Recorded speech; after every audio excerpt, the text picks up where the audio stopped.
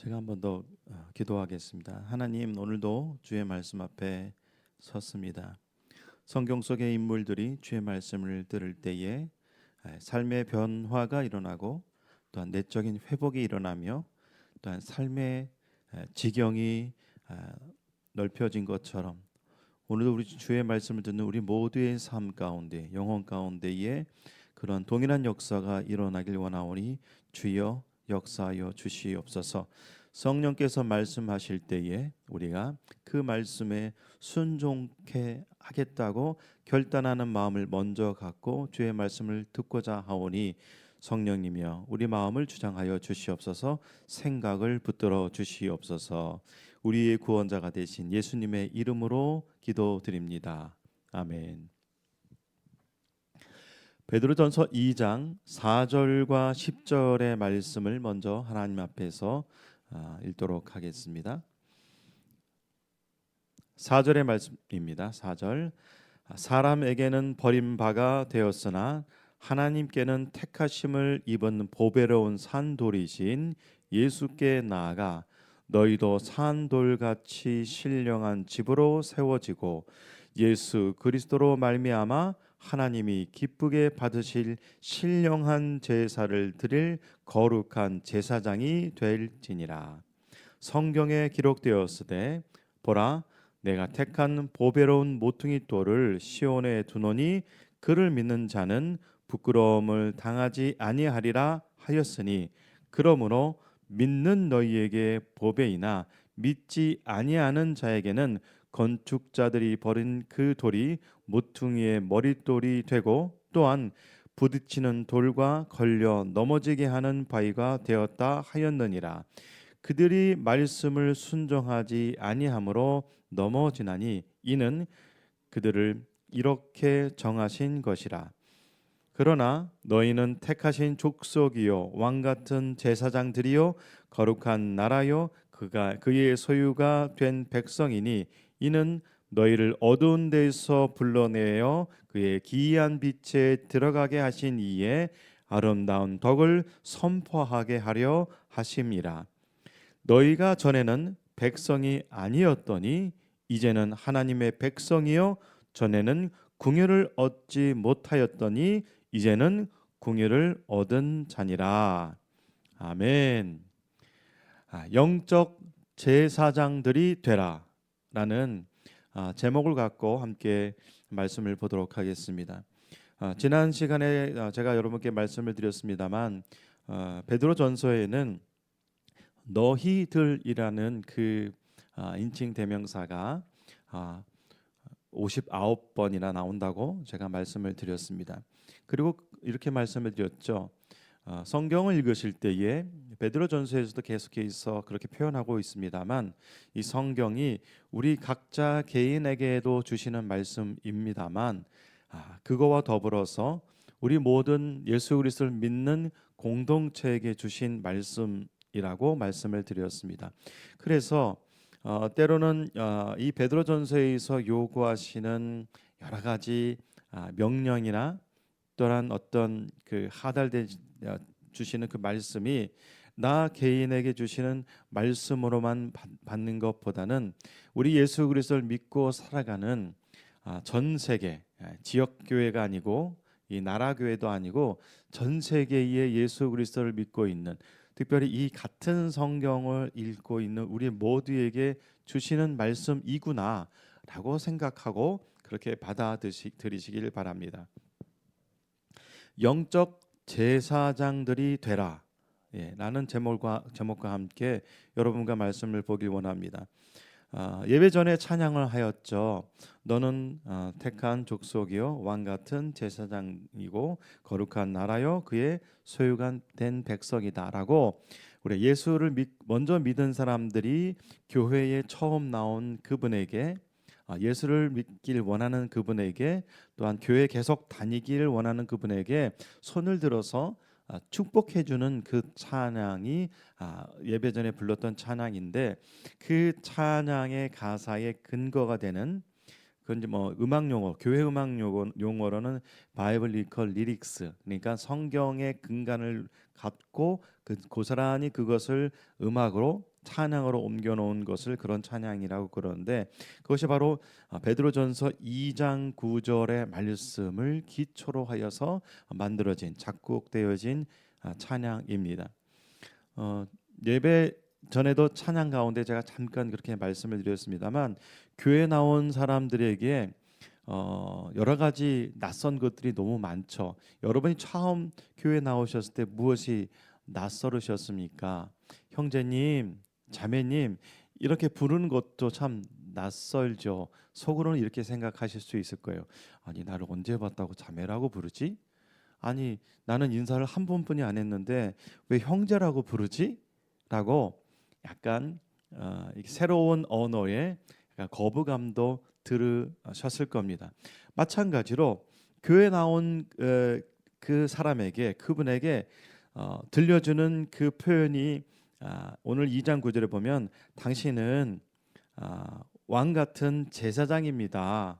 예, 그렇게 표현하면 성경도 모르고 그 뜻도 모르는, 이 단어의 뜻도 모르는 성경적인 버케블러리라고 좀 표현하고 싶은데, 그 단어의 뜻도 모르는 사람이 받기에는 너무도 이해가 되지 않고 또 그 뜻이 무엇인지 파악조차도 안 되는 표현이었습니다. 그래서 오늘 어떻게 보면은 베드로전서를 우리가 새롭게 보는 마음으로 보고 있는데, 계속해서 제가 드릴 말씀 무엇이냐면, 이 베드로전서는 여러 공동체에게 보내진, 특별히 유대인이면서 예수 그리스도를 믿게 된 사람들의 그 수신자들이 되는 분들에게 보내진 편지라고 말씀을 드렸습니다. 그것은 베드로전서 1장 1절에 나와 있습니다. 그래서 우리가 이방인이기 때문에 제사장이라는 것이 생소할 수밖에 없고, 또 당신은 택하신 족속입니다 라는 단어조차도 정말로 이상한 단어로 들릴 수 있다는 것입니다. 그런데 여러분, 어릴 때부터 성경적인 삶을 살고 유대인이면서 유대 절기를 지키기 위해서 대표적으로 유월절을 앞두고 전 세계로부터 예루살렘까지 적게는 700km, 800km, 많게는 1000km에 가까운 그 거리를 하나님을 예배하기 위하여서 성소로 모였던 그들의 삶을 볼 때는 아마도 이 말씀은 매우도 충격적인 말일 겁니다. 그 내용은 우리 말씀을 보면서 함께 찾아가 보길 원합니다. 오늘 말씀은 사실은 PPT의 코스가 상당히 많습니다. 그래서 저의 견해보다는 성경의 말씀을 이렇게 강해하듯이, 그 부분을 해석하듯이 여러분과 함께 말씀을 보겠는데요. 이 말씀 제목, 영적 제사장들이 되라는 이 말씀을 갖고 여러분 함께 말씀에 귀를 기울여 주셨으면 좋겠습니다. 베드로전서에서 말씀하시는 여러 가지 고난과 핍박 그리고 환난을 이기는 영적인 방법은 무엇입니까? 라고 질문을 했을 때 오히려 성령께서는 베드로를 통하여서 흩어진 나그네 그들에게 오히려 더 거룩한 공동체가 되라, 이것이 답이야. 더 구별되게 너희들이 그 나그네처럼 살지라도 그곳에서, 그 땅 가운데에서 구별되이 더 살아가라는 것이 베드로전서에서 주고 있는 환난과 고난을 이기는 영적 비결이라고 말씀을 드렸습니다. 그리고 또 그 부분을 저는 강조합니다. 그런데 오늘은 이제 거룩한 공동체가 되고 더 구별되게 살아가는 것에서 더 나아가서 세상 속에서 그리스도인으로 살면서 악을 악으로 갚는 것이 아닌 악을 선으로 갚는, 또 예수 그리스도께서 보여주신 그 대제사장이 되시는 예수님께서 보여주신 그 삶의 모습을 그대로 너의 삶 가운데서 나그네로 살지라도, 너가 유대인으로서 비방과 핍박과 환난 가운데 있을지라도 오히려 예수께서 보여주신 그 삶대로 그곳에서 핍박 가운데서도 영적으로 승리하라는 것이 오늘에도 주시는 말씀입니다. 오늘 말씀은 사실은 크게 두 가지로 볼 수가 있습니다. 첫 번째로는 신령한 집으로 세워져라. 그리고 두 번째로는 왕 같은 제사장이 되라는 말씀을 크게 놓고 함께 보길 원합니다. 베드로전서 2장 5절에서 보면 이렇게 말씀하고 있습니다. 너희도 산돌같이 신령한 집으로 세워지고 예수 그리스도로 말미암아 하나님이 기쁘게 받으실 신령한 제사를 드릴 거룩한 제사장이 될지니라고 지금 말씀하고 있습니다. 명령하고 있습니다. 다시 한번 거듭하여서 반복해서 말씀을 드립니다만 이 편지가 쓸 수밖에 없었던 그 까닭은 무엇입니까? 그들이 원치 않는 비방과 핍박과 때로는 살해의 위협까지도 당하고 있는 그들에게 오히려 성령께서는 이렇게 영적인 말씀을 지금 요구하고 계십니다. 오늘 말씀을 보니까 너희도 산돌같이 신령한 집으로 어떻게 해라고요? 만들어져라, 건축되어져라, 세워져라고 이렇게 말씀하고 있습니다. 베드로전서에서 이렇게 신령한 집으로 세워져라고 말씀하신 것처럼 바울은 고린도에 보낸 편지와 에베소에 보낸 편지에서 예수를 믿은 사람이 어떠한 상태인지를 말씀하고 있는데 고린도전서 3장 16절과 17절입니다. 함께 읽어보실까요? 바울은 이렇게 고린도에 보낸 편지를 말했습니다. 너희는 너희가 하나님의 성전인 것과 하나님의 성령이 너희 안에 계시는 것을 알지 못하느냐? 누구든지 하나님의 성전을 더럽히면 하나님이 그 사람을 멸하시리라. 하나님의 성전은 거룩하니 너희도 그러하니라고 지금 말씀하고 있습니다. 바울도 고린도 지역에 보낸 편지에도 보면 너희는 하나님의 성전이다 라고 이렇게 말씀하였고요. 그리고 바울이 에베소에 보낸 편지에서도 보면 에베소서 2장 19절에서 22절의 말씀입니다. 함께 읽어보겠습니다. 그러므로 이제부터 너희는 외인도 아니요 나그네도 아니요 오직 성도들과 동일한 시민이요 하나님의 권속이라. 너희는 사도들과 선지자들의 터 위에 세우심을 입은 자라. 그리스도 예수께서 친히 모퉁이 돌이 되셨느니라.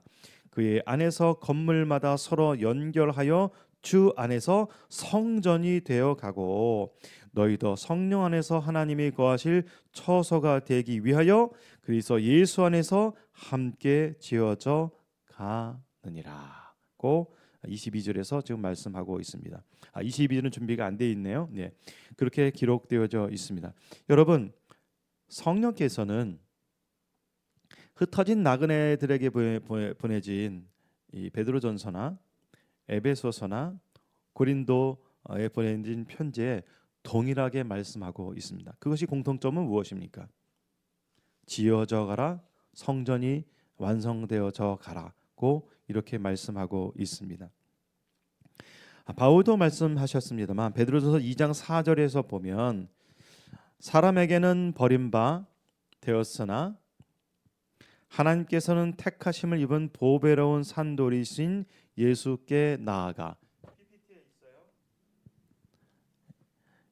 베드로전서 2장 4절입니다. 함께 읽어보겠습니다.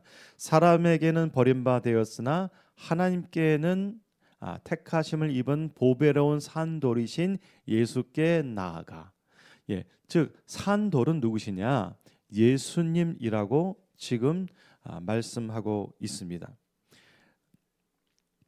큰 돌을 제가 이렇게 사진으로 준비하였는데 대부분 산돌이신 예수께 나아가 하면서 이렇게 작은 조약돌을 이렇게 마치 산돌이신 예수님으로 표현하는 그 이미지를 쓰는 분들이 많은데 오히려 그런 작은 돌보다는 어마어마하게 큰 돌, 큰 건물을 짓기 위해서 큰 모퉁이 돌이 필요한 것처럼 이렇게 표현한 것도 맞는 표현인 것 같습니다. 베드로전서 2장 6절에서 보면 이렇게 말씀하고 있습니다. 성경에 기록되었을 때 이 말씀은 이사야 28장 16절의 말씀을 이제 베드로가 구약의 말씀을 끌어서 이제 그들에게 편지를 썼는데 성경에 기록되었을 때 이사야에 기록되었을 때 보라 내가 택한 보배로운 모퉁이 돌을 시온에 두노니 그를 믿는 자는 부끄러움을 당하지 아니하리라 하였으니라고 말씀하고 있고요. 27절 2장 7절입니다.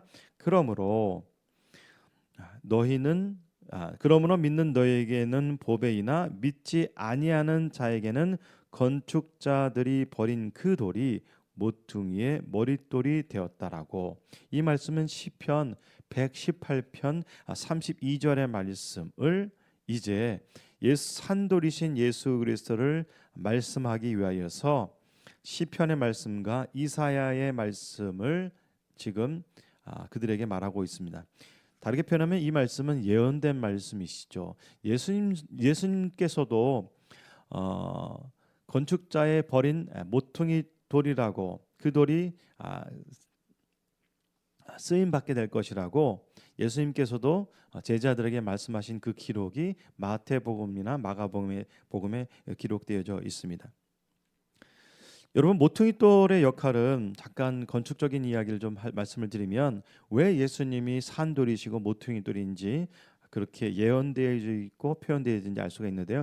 건물의 모퉁이 돌입니다. 두 가지 그림인데 두 가지 사진인데요. 가만히 보면 건물 끝에 동과 서와 남 그 건물의 기초가 되는 그 기초와 연결되는 부분에 세우는 것을 우리 모퉁이 돌이라고 하는데요.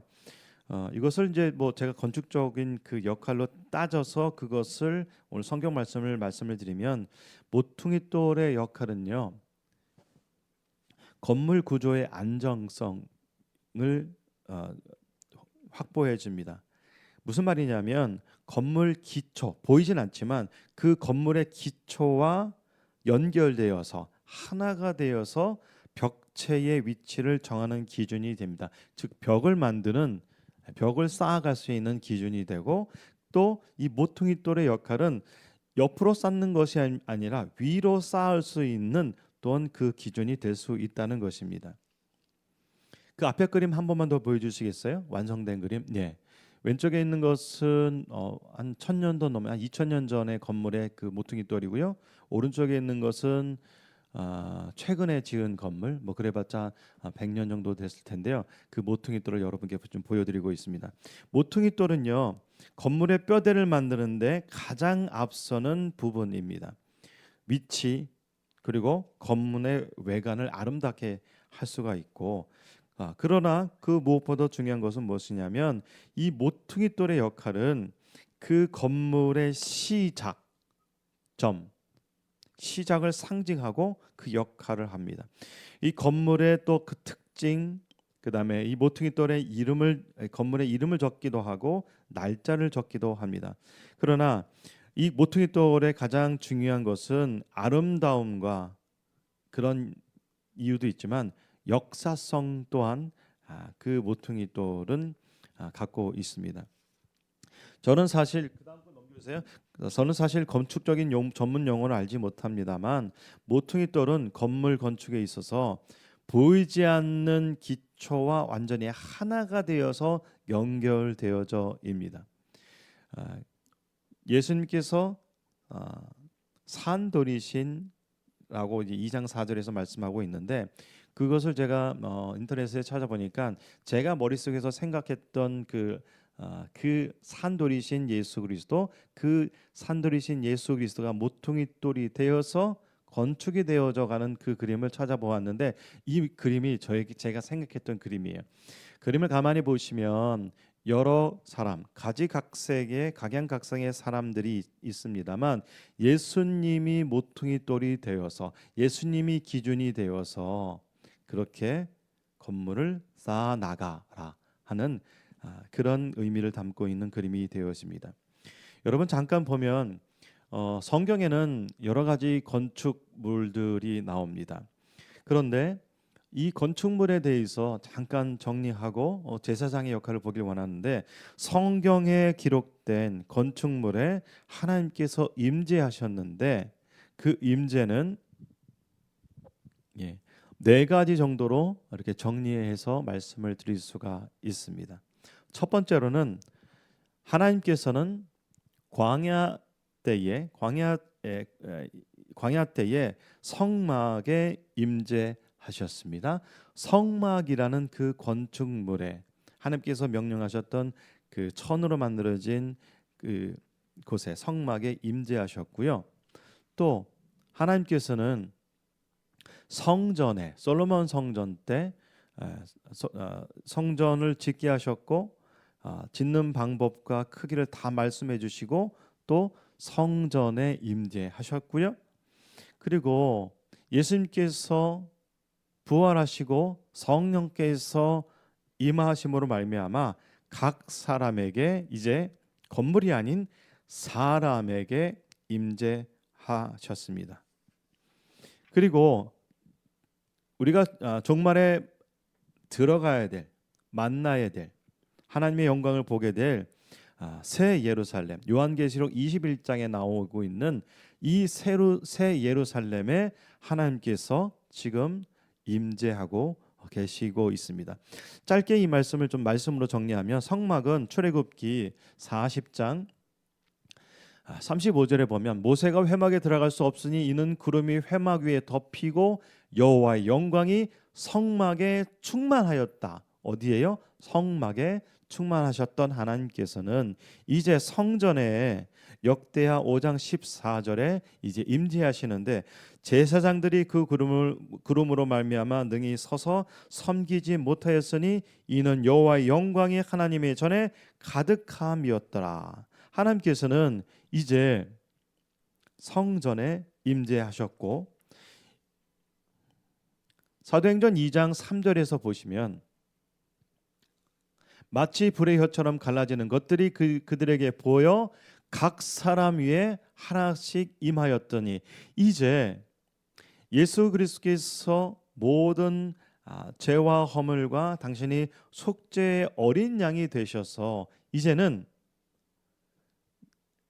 각 사람에게, 즉 쉽게 말하면 사람에게 이제 임재하셨다는 것이 사도행전 2장 3절의 말씀이고, 앞으로 우리가 경험하게 될, 믿음으로 경험하게 될, 종말에 경험하게 될 이제 새 예루살렘에서는 계시록입니다. 요한계시록 21장 10절과 22절의 말씀, 성령으로 나를 데리고 크 높은 산으로 올라가 하나님께로부터 하늘에서 내려오는 거룩한 성 예루살렘을 보니, 22절의 말씀, 성 안에서 이제 성 안에 들어갔어요, 요한이. 그리고 내가 성전은 보지 못하였으나, 성전은 보지 못했습니다. 그런데 이는 주 하나님 곧 전능하신 이와 및 어린 양이 누가 되시냐면 그 성전이다라고 지금 이렇게 말씀하셨다는 것입니다. 요한계시록 21장에서 지금 하나님과 어린 양은 성전이시다라고 지금 요한은 환상 가운데 계시록에서 이렇게 기록되어져 있습니다. 여러분, 그렇다면 지금 우리는 어떤 시대에 살고 있습니까? 각 사람, 즉 사람이 성전이 되는 시대에 살고 있습니다. 이 말을 드리려고 제가 오늘 베드로전서 2장의 말씀, 2장 5절의 말씀, 그리고 에베소서의 말씀, 고린도 전서의 말씀을 이렇게 길게 말씀을 드리고 있습니다. 여러분, 왜 이렇게 길게 말씀을 드리냐면 여러분이 성전이시라는 것이에요. 저도 하나님의 성전이라는 것입니다. 이렇게 한 사람 한 사람 한 사람, 한 공동체 한 공동체 한 공동체, 이방인이든 아니면 유대인이든 헬라인이든 그거에 관계없이 예수 그리스도 안에서 한 성전, 한 사람을 이루어져 가고 있는 그 사건이 성경에 기록되어져 있고, 지금 우리는 어떤 시대에 살고 있냐? 사람이 성전되어지는 시대에 살고 있다는 것입니다. 이 사건은 벌써 2000년이 되었습니다. 베드로전서 2장 5절에 보면 그래서 이렇게 말씀하고 있죠. 너희도 산돌같이 신령한 집으로 세워지고 예수 그리스도로 말미암아 하나님이 기쁘게 받으실 누가 되라고요? 신령한 제사를 드릴 거룩한 제사장이 될지라라고 지금 말씀하고 있습니다. 신령한 제사를 드릴 거룩한 제사장이 될지라를 다르게 표현하면 영적 제사장들이 되라고 지금 말씀하고 있습니다. 다음 넘겨주시면 돼요. 한번 보여주시고 넘겨주세요. 자, 제사장은 구약에서 이 말씀을 여기 좀 제가 매우 좀 강조해서 말씀을 드리고 싶은데 우리를 지금 왕 같은 제사장이라고 지금 말씀하고 있는데 사실은 예수님께서 우리에게 구속의 은혜를 보여주시기 전에는 매우 한정되게 이스라엘 민족 가운데에서도 특별히 아론의 후손들에게만 세습되어지는 그런 제사장이었습니다.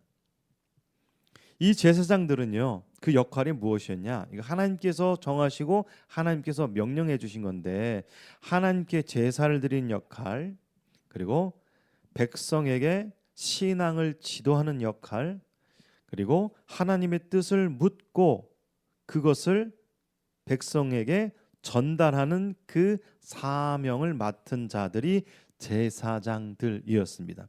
여기까지는 임무고 또 누가 되는지를 성경에서 기록해 놓은 것 제가 여러분께 정리해 드리는 것이고, 그리고 무엇보다 중요한 것은 뭐냐면 제사장은요 하나님께서 정하신 엄격한 조건을 따라 살았습니다.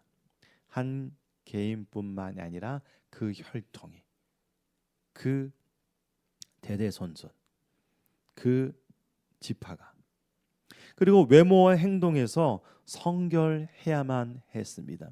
이 외모와 행동에서 성결해야만 했다는 것은요 아주 지독한 유대인 중에서도 모범이 되고 삶에 있어서 남들이 타인에게도 그 거룩함을 인정받을 만큼 그 삶이 그렇게 살아가야 된다고 하나님께서는 지금 명하셨습니다. 그로 말미암아 이스라엘 민족 전체의 영적 지도자로 큰 책임이 있었습니다. 쉽게 말하면 제사장은요 엄격한 조건과 또한 성별을 요구하셨고 그에 따른 책임도 또한 하나님께서는 요구하셨습니다. 그러나 여러분 이제 베드로전서 2장 9절에서 뭐라고 말씀하십니까? 한번 쭉 읽어볼까요? 소리 내어서 읽어보겠습니다. 그러나 너희는 택하신 족속이요. 그 다음에 안 나와요? 그러나 너희는 택하신 족속이요 왕 같은 제사장들이요. 읽으셔야 돼요. 한번 읽어보겠습니다. 그러나 너희는 택하신 족속이요 왕 같은 제사장들이요 거룩한 나라요 그의 소유가 된 백성이니 이는 너희를 어두운 데서 불러내어 그의 기이한 빛에 들어가게 하신 이에 아름다운 덕을 선포하게 하려 하심이라고 지금 환난과 고난과 역경 가운데 있는 그들에게 지금 말씀하고 계십니다.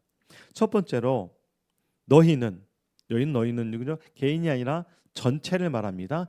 예수를 믿게 된 모든 유대인이든 이방인이든 그거에 관계없이 택하신 족속이다라고 지금 말씀해 주고 계십니다. 인정해 주고 계신다는 것입니다. 여러분 우리는요 유대인뿐만 아니라 우리도 택하신 족속입니다. 오늘 읽으신 2장 4절과 10절에서 보면 4절에서 보면 이렇게 표현하고 있습니다. 하나님께는 택하심을 입은 보배로운 산돌이신 예수님도 하나님 아버지께서 택하셨다라고 표현하고 있죠. 그렇죠? 예. 그렇게 말씀하셨던 그 택하신 것이 이제 우리도 하나님의 계획 가운데에, 하나님의 역사 가운데에 택한 받은 백성이다라고 말씀하고 있습니다. 분명히 공동체성을 갖고 있습니다. 그다음에 두 번째로 우리가 계속해서 말씀을 보고 있습니다만, 왕 같은 제사장들이라고 말씀합니다. 제가 아까 왜 그 제사장은 아론의 후손들에게만 세습이 되고 이스라엘 민족 가운데에 특별히 완전히 구별되어지고, 이 제사장의 역할은 매우 한정적이고 매우 제한된 사람만이 하나님의 지성소에 들어갈 수 있고 하나님께 예배드릴 수 있는 역할을 했던 그들이, 이제 우리가 예수 그리스도를 믿는 우리 모두가 무엇이 되었다고요? 왕 같은 제사장들이 되었다는 것입니다. 이거 아멘 하시기 바랍니다. 누구 때문에요? 예수 그리스도 때문에. 무엇으로 인하여서요? 우리가 믿음으로 예수 그리스도를 나의 구세주로 고백하고 우리가 결단하였기 때문입니다. 거듭 반복되는 말씀입니다만, 이 말씀은 예수를 믿기로 작정한 사람들에게, 이 말씀 드린다면 택하신 사람들에게만 허락되어지는 영적인 그 명령입니다. 우리는 왕과 같은 제사장들입니다. 그러나 우리 여러분, 이 말씀이 종교개혁의 모토가 되고 또 만인 제사장의 그 이유가 된다라고 말하는 신학자들도 있습니다. 그러나 엄밀하게 보면 여러분, 성경에는 만인 제사장이라는 말이 안 나와요. 그리고 또 이따가도 말씀드리겠습니다만, 우리가 영적 이스라엘이다.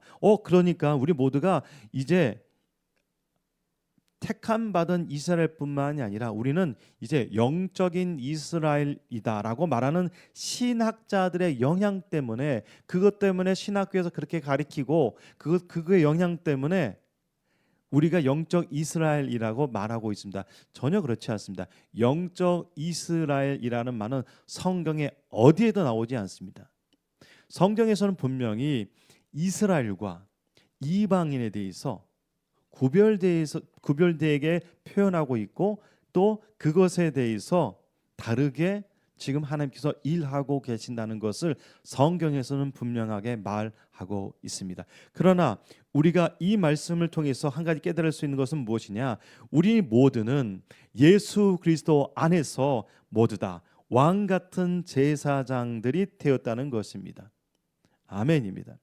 그런데 이 제사장은 어떤 제사장이냐? 왕 같은, 여기서 왕은 누구냐? 우리가 왕이 되는 것이 아니라 왕 대신 예수 그리스도를 따라가는 삶을 살아가는 그런 제사장이 되었다는 것입니다. 세 번째입니다. 우리는 이제 거룩한 나라가 되었습니다. 예수님도 하나님의 나라에 대해서 말씀해 주셨지만, 우리가 사도행전을 공부할 때도 여러 번 보셨습니다만, 계속해서 성경은 공동체성을 이야기하고 나라를 이야기하고 하나님의 왕국을 이야기하고 하나님의 우리가 앞으로 우리가 들어가게 될, 오늘 성경 말씀을 드리면 산돌이신 예수 그리스도가 모퉁이 돌이 되어지고 그 가운데에서 우리가 벽체를 이루고 우리가 하나로 연합되는, 그렇게 연합되어진 하나님의 나라가 되었다고 지금 성경에서 가르쳐주고 있습니다. 그래서 우리는 이 거룩한 나라는 것은 내가 출석하고 있는, 작게 말하면 내가 출석하고 있는 이 한 세 사람 교회가 거룩한 나라입니까? 예, 맞습니다.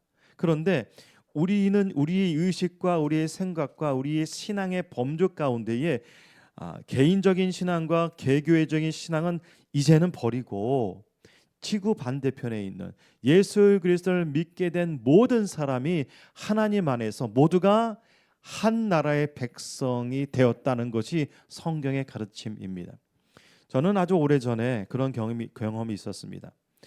매우 대한민국이라는 어떻게 보면 아주 작은 교회에 출석해서 신앙생활하던 제가 전 세계 침례교회 교인들이 모여서 회의를 열고 예배를 드리는 어떤 결정을 놓고 함께 논의하는 그런 회의에 참석한 적이 있었습니다. 저는 그때 완전히 제가 깨졌습니다. 왜냐하면 피부색도 다르고 말도 다르고 또한 옷차림새도 다르지만 전 세계 모든 사람들이 한 목소리로 한 하나님을 찬양할 때 그 얼마나 큰 감격이 저에게 물밀듯이 밀려오는지 저는 그때 깨달았습니다. 아, 그렇구나. 우리가 지구가 둥글어서 지구가 너무 커서 만나지 못할 뿐이지 성경에서 가르쳐 주시는 것은 무엇이냐? 우리가 모두 하나님의 백성이다라는 사실이라는 것입니다. 우리는 모두 하나님의 거룩한 나라가 되었습니다. 네 번째입니다. 그의 소유가 된 백성이 되었습니다. 누구 소유라고요? 하나님의 소유예요. 그래서 제사장이에요. 제사장은 무슨 역할을 하는 것입니까? 하나님의 일을 하는 사람입니다. 제사장은 무슨 역할을 하는 사람입니까? 하나님의 사람으로서 그 거룩성을 드러내는 사람이라는 것입니다. 여러분 지금 영적으로 부담감을 갖고 말씀을 들으셔야 돼요. 지금 당신은 제사장이에요 말은 들었을 때에 그 명명된 이름에 목에 힘을 주지 마시고 그 책임감에 먼저 귀를 기울이시고 그 일에 어떻게 행동할 것인가에 대해서 여러분 기억하시기 바랍니다. 조금 더 다르게 표현하면 여러분 제 개인적인 생각으로 목사가 제사장인가요? 한번 여쭤보겠습니다. 오늘 이 말씀 가지고 목사가 제사장인가요? 아니에요. 목사는 제사장이 아니에요. 지금 성경에서 뭐라고 말씀하십니까? 예수 그리스도를 믿게 된 우리 모두가 누구라고요? 왕 같은 제사장이다라고 지금 가르쳐주고 있습니다. 그래서 만인 제사장이라는 말이 나왔는데 지금 뭐 작게는 우리 대한민국의 많은 목회자들을 보면 마치 당신이 하나님 앞에서 목사가 되었기 때문에 제사장처럼 행동하는 분들이 너무도 많습니다. 그건 옳지 않습니다. 우리 모두가 하나님 앞에서 제사장이라는 것입니다. 그것이 성경의 가르침입니다. 다섯 번째입니다. 함께 읽어볼까요? 아름다운 덕을 선포하게 하려 하심이라. 아름다운 덕을 선포하게 하려 하심이라. 이 말씀은 우리 모두에게 주신 그 목표가 되어집니다. 다르게 표현하면 예수 그리스도의 아름다운 덕을 선포하는 사람이 되었다는 것입니다. 우리가 물건을 사던 무엇을 보던 매우 충격적인 일이 있으면 그거를 말하지 않는데야 말할 수 없는 것이 사람일진데 우리가 하나님의 나라의 왕 같은 제사장이 됐다는 사실이 얼마나 큰 사건입니까? 이 아름다운 덕을 선포해야 합니다. 이 말씀 가운데에서 보통 이 아름다운 덕을 복음이라고 단정하기에는 매우 협소합니다. 매우 국소적입니다. 그렇지 않습니다. 베드로전서를 읽어보시면 이렇게 왕 같은 제사장이 이 땅 가운데 어떻게 삶의 각 요소에서 각 처소에서 각 환경에서 어떻게 이 아름다운 덕을 선포해야 하는지를 계속해서 그 이후에 이제 기록해 놓았는데요. 그것이 이제 2장 11절 말씀에서 계속해서 이제 우리가 공부하고 배우게 될 것입니다. 여러분, 이 아름다운 덕은요 관념적인 것이 아니라 실행적인 것입니다. 머릿속에 있는 것이 아니라 예수님께서 우리에게 보여주신 그 아름다운 그 모습, 우리에게 보여주던 섬김과 그 사랑의 모습처럼 우리도 그 예수 그리스도를 말로 선포하는 것이 아니라 우리의 삶으로 선포하라고 지금 가르치고 있다는 것입니다. 다시요. 예수 그리스도의 아름다운 덕을 선포하게 하라는 것은 단순히 예수 그리스도의 복음을 전하는 전도자가 되십시오라는 표현보다는 오히려 왜 덕이라고 표현했냐면 아름다운 그 예수 그리스도를 믿게 된 사람의 그 말과 행동과 살아가는 모습을 통하여서 예수 그리스도의 덕을 똑같이 선포하라는 말씀이라는 것입니다. 그분의 섬김대로 세상을 살아가고 예수께서 이해하신 대로 세상을 이해하라는 것입니다. 그분이 우리를 사랑하신 것처럼 서로 사랑하라는 말씀이라는 것입니다.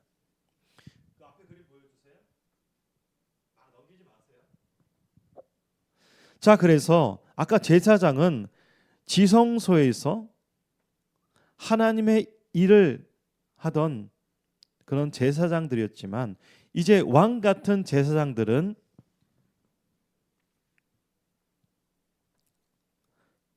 하나님께 정성스럽게 모든 것을 바친 것처럼 예수님을 따라가는 모든 자들은 이웃과 어려움을 당하는 자들에게 하나님께 예배하듯이 하나님께 섬기듯이 똑같이 너의 삶 가운데에 도움이 필요한 자들에게 그런 영적 제사장들이 되라고 지금 말씀하고 있다는 것입니다. 제사장들이 성전 안에서 하나님께 그 영광, 하나님의 영광을 노래하고 그 축복을 노래하고 그 구원해 주신 그 하나님의 영화로운 것을 음악을 하나님께 올려드렸다면 이제 우리들은 영적 제사장들이 되어서 어디서나 하나님을 노래하고 어디서나 하나님을 찬양하고 그분의 행적을 높이기 위하여서 삶으로 그런 거룩한 제사장의 모습들을 보여주라는 것입니다. 쉽게 말하면 교회에서 하나님을 찬양하듯이 세상 가운데서도 입을 열어서 하나님을 찬양하라. 하나님께 찬양하는 그 모습을 흥얼거리는 모습을 보여줄 정도로 살아가라라고 지금 말씀하고 있다는 것입니다. 제사장들은 성소 안에서 하나님을 경배하고 축복해 주십시오. 또 그렇게 기도하였는데 이제 영적 제사장들이 된 우리들은 이제 자신의 몸을 예수께서 산 제물로 드려 주셨던 것처럼 이제 영적 공동체 안에서 모두의 하나가 됨을, 섬김의 하나가 됨을, 사랑의 하나가 됨을 그 필요에 따라서 우리의 자신을 내어놓는 사람이 되라고 말씀하는 것입니다. 여러분, 그래서 우리는 모두는 영적 제사장들이 되어야 합니다. 이것이 성경의 명령입니다. 왕 같은 제사장이 되었습니다. 우리가 예수님의 삶을 따라 살아갈 때에 이 땅에 산돌 같은 신령한 집으로 세워져 가는 것입니다. 조금 PPT의 컷수가 많았습니다만 여러분 베드로전서 2장 4절과 10절에서 계속해서 요구하고 계시는 것은 무엇입니까? 너희들은 영적인 제사장들이 되었고 영적인 제사장이 되었으면 이제 삶 속에서도 구별되게 거룩하게 또 너의 삶과 행동과 말을 통하여서 하나님의 예수 그리스도의 아름다운 덕을 너도 똑같은 삶의 행동을 통하여서 복음을 증거하라, 선포하라고 지금 말씀하고 있습니다. 우리 모두가 이제 예수 그리스도를 믿었다면 우리 모두는 하나님의 왕 같은 제사장이 되었습니다. 이제는 너는 택한 족속이요 왕 같은 제사장이며 거룩한 나라 하나님의 소유된 백성이라는 이 찬양이 이제는 우리에게 더욱더 깊게 찬양할 수 있는 찬양, 더욱더 명확하게 할 수 있는 찬양이 되었습니다. 우리는 제사장이 되었습니다. 우리는 집에 가면 아빠가 제사장이 되는 거고요. 집에 가면 엄마가 제사장이 되는 것이고요. 예수 그리스도를 믿었다면 초등학교 3학년이 되어서 그 가방을 메고 학교로 가는 그 꼬마 학생도 영적인 제사장이 되었다는 것입니다. 이 사실에 감격하고 이 사실대로 우리가 믿음대로 거룩하게 살아갑시다. 기도하겠습니다. 살아계신 아버지 하나님, 오늘 우리에게 주신 말씀에 다시 한번 우리의 영혼을, 우리의 생각을 무릎 꿇습니다. 말씀에 사로잡히게 도와주시고 말씀대로 살아갈 수 있게 도와주시옵소서. 산돌이신 예수께서 모퉁이돌이 되었다고 성경에 기록되어져 있습니다. 어떤 사람은 그 귀한 모퉁이돌을 버리는 건축자가 있지만, 우리가 예수 그리스도를 믿음으로 말미암아 우리의 삶의 주인이 누구인지, 영혼의 주인이 누구인지, 우리의 대제사장이 누구인지 깨닫게 해 주시니 감사를 드립니다. 한 주간 시작되는 우리의 삶 가운데 우리가 영적 제사장이 되어서 주의 영광 드러내는 아름다운 덕을 선포하는, 선전하는 사람이 되도록 성령님이여 우리를 붙들어 주시옵소서. 감당할 수 있는 성령의 충만함을 더하여 주시옵소서. 우리의 구원자가 되신 산돌이신 예수 그리스도의 이름으로 감사하며 기도드립니다. 아멘.